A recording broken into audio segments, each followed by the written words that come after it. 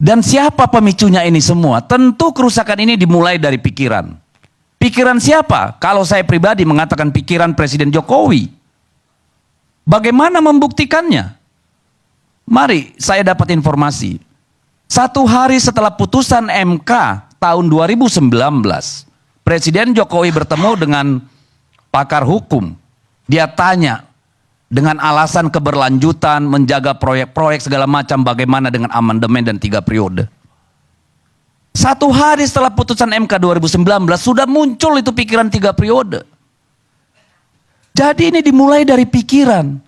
Lalu diikuti oleh tindakan. Itulah yang menyebabkan kehancuran pada hari ini. Hilangnya moralitas, etika, dan nilai-nilai. 1,5 tahun sebelum pemilu, Pak Jokowi memulai skenarionya. Apa? Dimulai dari mana? Pembentukan KIB. Meminta yang namanya PKB gabung dengan Gerindra. Banyak isu soal penjegalan Anies Baswedan muncul itu. Dan itu berterusan, kemudian berjalin ketika kemudian muncul yang namanya keputusan MK 90. Jadi ini masalah sudah dari hulu, Pak. Dari ujungnya sudah bermasalah.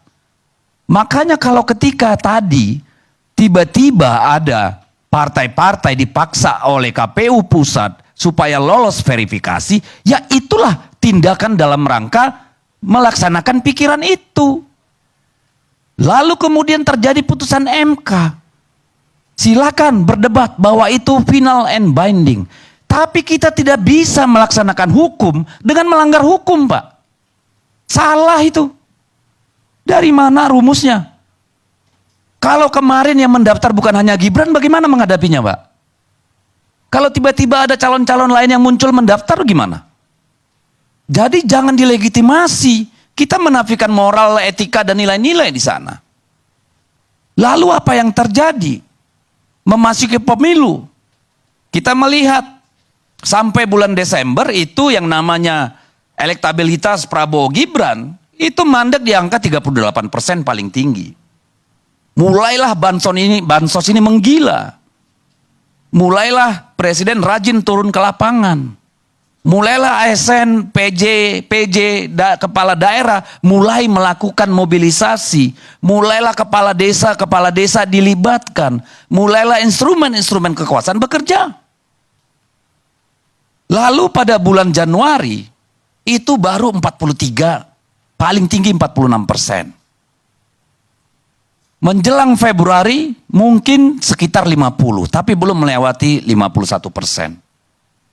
Disinilah kemudian terjadi eskalasi kerusakan. Karena apa? Karena kalaupun menang dengan 51%, 52%, kalau dia tidak sesuai dengan aturan putaran pertama itu menang di 50% plus 1 daerah dan di 20% kabupaten kota, nggak lolos itu. Itu yang membuat masifnya. Sekarang kemudian pertanyaan, kenapa bisa memenangkan sebegitu masif?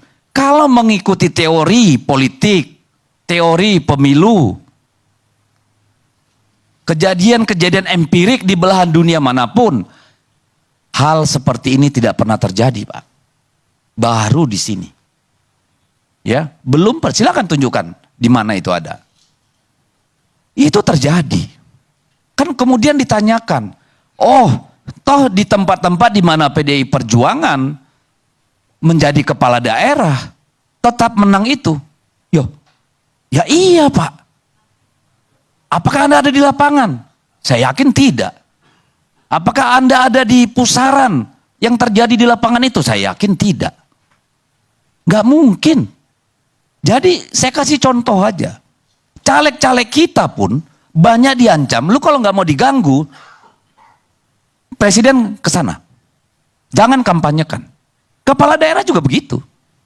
Makanya suara PDI Perjuangan ya, itu turun cuma berapa? 18 kursi. Itu pun adalah mereka-mereka yang tidak tahu bahwa guyuran yang namanya money politik itu luar biasa gilanya. mereka tidak siap. Ya, kalau memang Ganjar dan PD Perjuangan tidak disukai, ini hampir semua daerah dan provinsi suara kita meningkat, Pak. Bahkan di provinsi-provinsi yang kita kalah telak. Bahkan di provinsi yang kita nggak punya kursi. Di Aceh kita dapat kursi. Di Sumatera Barat kita dapat kursi. Jadi tidak inline antara pemilu legislatif dan pemilu presiden. Lalu apakah semua pemilih Pak Prabowo Gibran adalah hasil kecurangan? Ya tidak. Nggak mungkin. Banyak yang memilih Pak Prabowo dan Gibran karena memang suka ke sana dengan berbagai alasan. Tetapi apakah untuk mencapai 58% suara itu dan menang di seluruh provinsi kecuali 2 provinsi, tidak mungkin tidak ada kekuatan yang luar biasa, Pak. Omong kosong itu. Tetapi kemarin coba lihat, tiba-tiba PJ Gubernur Jakarta membagi bansos dengan baju warna pasangan calon tertentu. Ini kan gila. ASN berjoget-joget di satu lapangan, seluruhnya dengan gimmick, jingle paslon tertentu. Gimana dong? Ada di Jawa Barat, katakanlah di Bogor. Bang, itu ada 2 versi, Bang. Bentar dulu. Ada di Bogor, Jingle tadi Anda mengatakan versi. Anda sudah terakhir. Terakhir dong, komitmen dong. Ini bahaya, anak muda pun udah gak pegang omongan. Anda pegang omongan Anda. Ya, udah gak mau ngomong lagi. Saya udah capek nungguin. Ya, ini ketua KPU-nya masuk rumah sakit. Diancam. Ada operasi politik buat mereka-mereka yang kritis itu kemudian untuk kemudian tidak mendapatkan kursi DPR. Ini yang mau kita wariskan. Gimana kita ini? Jadi, apakah pernah dalam sejarah guru-guru besar, kaum terdidik turun bersuara atas rusaknya moralitas, etika dan nilai-nilai bangsa ini? Belum pernah, Pak. Bagaimana sikap kita di sini?